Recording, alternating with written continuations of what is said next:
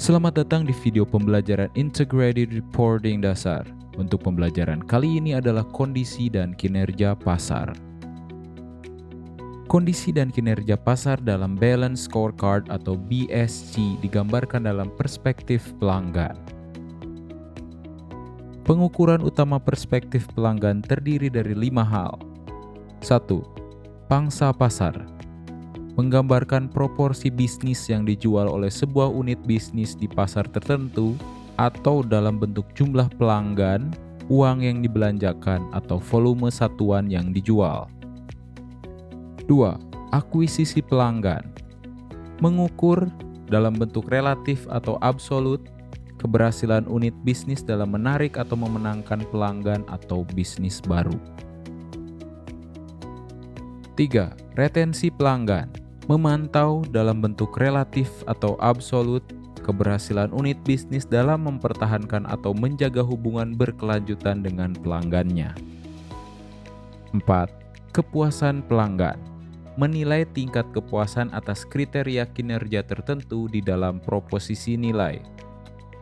5. Profitabilitas pelanggan. Mengukur keuntungan bersih yang diperoleh dari pelanggan atau segmen tertentu setelah menghitung berbagai pengeluaran yang digunakan untuk memenuhi kebutuhan pelanggan tersebut. Bagaimana cara mengukur perspektif pelanggan? Proposisi nilai pelanggan menyatakan atribut yang diberikan perusahaan kepada produk dan jasanya untuk menciptakan loyalitas dan kepuasan pelanggan dalam segmen pasar sasaran. Proposisi nilai adalah sebuah konsep penting dalam memahami faktor pendorong pengukuran utama kepuasan, akuisisi, retensi, serta pangsa pasar dan pangsa rekening pelanggan. Walaupun proposisi nilai berbeda-beda untuk berbagai industri dan untuk berbagai segmen pasar di dalam industri, kami menemukan adanya serangkaian atribut serupa yang membentuk proposisi nilai untuk semua industri yang menjadi penyusunan scorecard. Atribut ini dapat dibagi dalam 3 kategori: atribut produk atau jasa, hubungan pelanggan, citra, dan reputasi.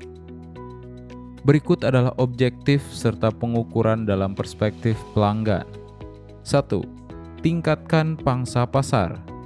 Pengukurannya berupa pangsa pasar atau persentase pasar. 2. Tingkatkan retensi pelanggan. Pengukurannya berupa persentase pertumbuhan pelanggan existing dan persentase pelanggan repeating atau yang datang kembali. 3. Tingkatkan akuisisi pelanggan. Pengukurannya berupa jumlah pelanggan baru. 4. Tingkatkan kepuasan pelanggan. Pengukurannya berupa rating dari survei pelanggan. 5. Tingkatkan profitabilitas pelanggan. Pengukurannya berupa profitabilitas pelanggan. 6. Turunkan harga. Pengukurannya berupa harga. 7. Turunkan biaya pasca pembelian. Pengukurannya berupa biaya pasca pembelian. 8. Tingkatkan fungsionalitas produk. Pengukurannya berupa rating dari survei pelanggan. 9. Tingkatkan kualitas produk. Pengukurannya berupa persentase pengembalian. 10. Tingkatkan keandalan pengiriman. Pengukurannya berupa persentase pengiriman tepat waktu dan daftar umur piutang. 11. Tingkatkan citra dan reputasi produk. Pengukurannya berupa rating dari survei pelanggan. Selanjutnya, kita akan melihat potret perspektif pelanggan di PLN. Berikut adalah indeks survei kepuasan pelanggan. Survei kepuasan pelanggan atau SKP diselenggarakan secara berkala setiap tahun. SKP mengukur 7 parameter kepuasan pelanggan, yaitu 1. Indeks kepuasan pelanggan. 2. Indeks ketidakpuasan pelanggan. 3. Indeks loyalitas pelanggan. 4. Indeks keterikatan pelanggan. 5. Indeks kepedulian pelanggan. 6. Indeks efektivitas pintu layanan, dan 7. Indeks kepuasan pelanggan relatif terhadap pesaing.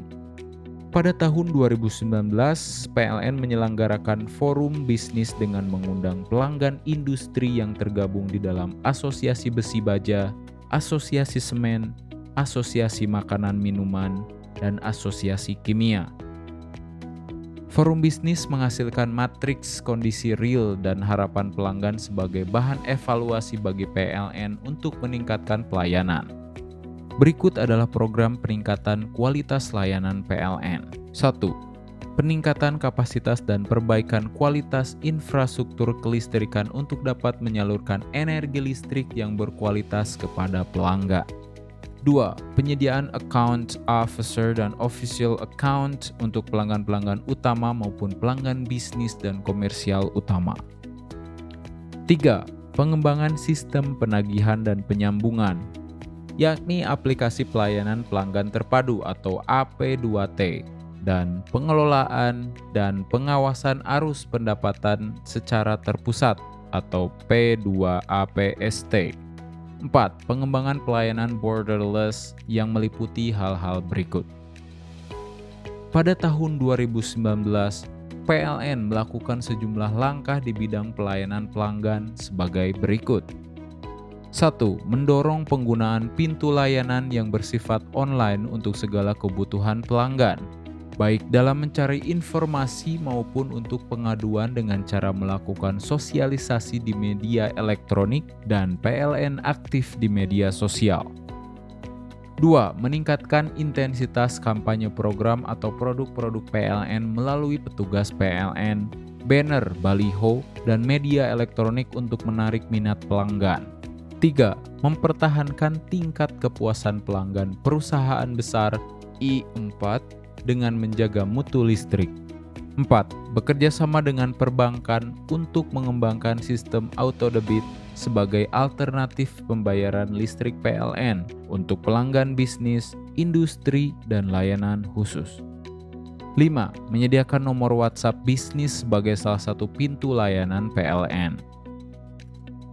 Terakhir, berikut adalah berita terkait peringkat Getting Electricity yang meningkat tajam. Dalam highlight ini dapat dilihat bahwa peringkat Indonesia meningkat dari peringkat 75 pada tahun 2015 menjadi peringkat 33 pada tahun 2020. Terima kasih, sampai jumpa di video pembelajaran berikutnya.